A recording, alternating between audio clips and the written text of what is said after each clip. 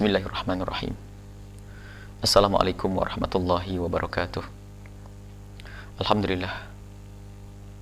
Wassalatullahi wassalamu ala rasulillah Sayyidina Muhammad bin Abdillah wa ala alihi wa ashabihi wa mawalah. Amma ba'd, para pemirsa dimanapun anda berada, Alhamdulillah, kita sudah masuki hari yang ketiga di bulan agung, bulan mulia, bulan suci Ramadan. Semoga di awal-awal bulan ini benar-benar kita dipilih oleh Allah menjadi hamba yang beruntung di bulan Ramadan, dengan pahala yang berlipat ganda dan dengan pengampunan dari Allah Subhanahu wa Ta'ala. Pada saat ini kami ingin menyampaikan satu berita gembira kepada siapapun yang diuji oleh Allah dengan musibah, apakah itu sakit atau kekurangan atau bencana di dunia, yaitu dalam satu hadis yang diriwayatkan oleh Imam Abu Daud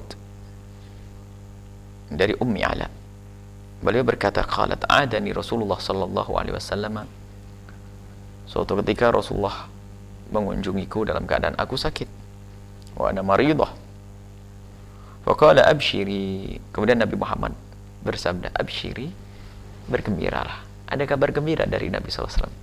Orang sakit mendapatkan kabar gembira, orang tertimpa musibah mendapatkan kabar gembira dari Nabi SAW. Maka yang sakit bergembiralah, yang mendapatkan musibah bergembiralah. Nabi mengatakan, abshiri ya Ummal Ala, bergembiralah engkau wahai Ummu Ala, fa inna maradul muslimi, sesungguhnya sakitnya seorang muslim itu, fa inna maradul muslimi, sesungguhnya sakitnya seorang muslim itu, yudhibullahu bihi khatayahu, Allah akan menghilangkan dosa-dosanya. Kama tudhibun naru khabathal adz-dzahabi wal fiddati, seperti halnya api neraka itu menghilangkan kotoran, memisah antara emas dengan kotorannya, perak dengan kotorannya. Jadi sakit itu bagi seorang yang beriman, seorang muslim mukmin, adalah untuk pembersih. Dan jika adalah dia orang yang sudah bersih, akan diangkat derajatnya oleh Allah Subhanahu wa Ta'ala. Dan bagi siapapun yang sabar, subhanallah, yang sabar dengan musibah atau bencana atau apapun ujian yang diberikan oleh Allah kepadanya, maka ketahuilah orang tersebut akan mendapatkan pahala yang berlipat ganda. Dan pahala itu adalah tidak bisa dihitung dengan hitungan, akan tapi Allah berikan sesuka hati. Innama yuwaffas sabiruna ajrahum bighairi hisab. Orang bersabar akan diberi oleh Allah pahalanya tanpa ada hitung-hitungan. Artinya apa? Allah akan beri apa yang ia suka. Dan juga inilah indahnya orang yang beriman. Sampai Nabi pernah bersabda, ajaban li amril mu'mini, aku terheran dengan urusannya seorang yang beriman. Inna amrahu kullahu khair, segala urusannya semuanya adalah baik-baik. In asabathu sarra'u syakar, kalau dia mendapatkan kenikmatan, kebaikan, dia bersyukur. Orang beriman. Fakana khairan lahu, maka itu akan baik bagi orang tersebut, karena syukur adalah hamba-hamba yang istimewa. Wa qalilun min ibadiyasy syakur, hamba yang bisa bersyukur hanya hamba pilihan. Tidak banyak orang bisa bersyukur. Karunia Allah sangat banyak, akan tapi yang mensyukuri nikmat Allah sangat sedikit. Wa in asabathu dharra'u, kalau dia tertimpa satu hal yang tidak baik, musibah, sakit, kekurangan rizki dan seterusnya, sabar, maka dia bersabar. Fakana khairun lahu, maka baginya adalah kebaikan. Dia akan mendapatkan kemuliaan, dia akan mendapatkan pahala besar dari Allah Subhanahu wa Ta'ala.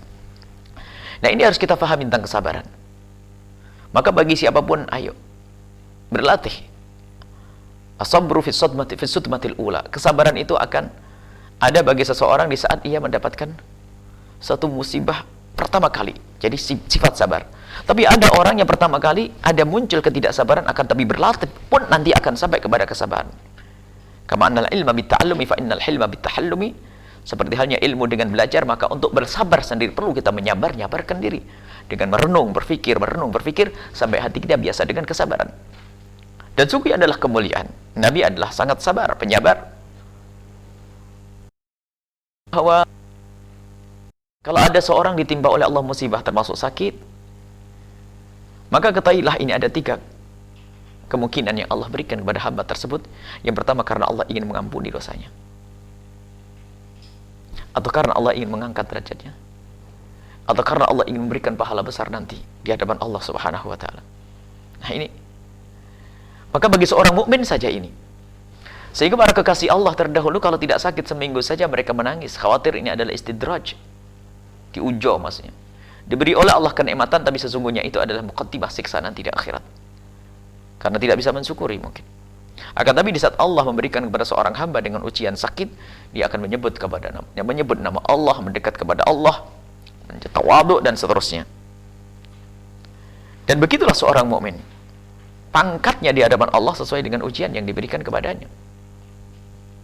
Maka kalau kita mandang orang tertimpa musibah, awas-awas jangan mandang orang lain dengan pandangan picik lalu kita berkata, ini adalah karena musibah yang Allah turunkan kepadanya karena dosa-dosanya. Jangan berkata seperti itu.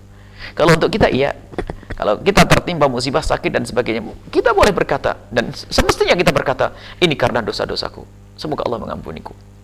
Tapi kalau melihat orang lainnya tertimpa musibah, jangan kita berkata, kau ini banyak dosa. Oh enggak. Siapa yang tahu tentang dosa seseorang? Mungkin dia berdosa di hari yang lalu, tapi mungkin sudah diampuni oleh Allah Subhanahu wa taala.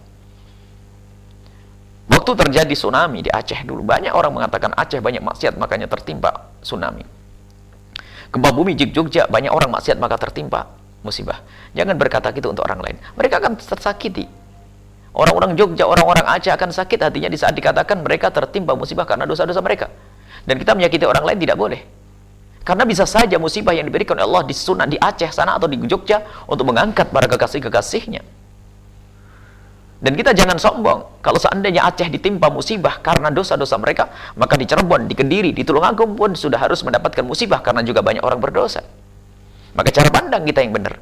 Kalau mandang orang lain tertimpa musibah, kita berprasangka baik. Semoga ini pengampunan dosa, ini pengangkatan derajat, dan semoga ini adalah pahala yang akan melimpah. Kalau kita melihat diri kita, ayo, ini karena dosa-dosa. Akan tapi secara umum kalau melihat musibah, pandang dengan hati yang kenal Allah, bahasanya musibah yang diberikan oleh Allah, baik itu sakit atau yang lainnya, maka itu adalah untuk apa? Untuk pengampunan dosa, atau mengangkat derajat, atau karena Allah SWT akan memberikan pahala yang melimpah nanti di akhirat. Semoga Allah menjadikan kita hamba yang senantiasa bersyukur di saat diberikan nikmatan. Dan semoga Allah Subhanahu wa taala mengumpulkan kita bersama Nabi Muhammad SAW. Dan yang ditimpa musibah semoga diberi kesabaran, dan semoga diangkat musibah tersebut sehingga menjadi hamba, jadi kita antara hamba yang bersabar dan hamba yang bersyukur kepada Allah Subhanahu wa taala. Wallahu a'lam bishawab. Assalamualaikum warahmatullahi wabarakatuh.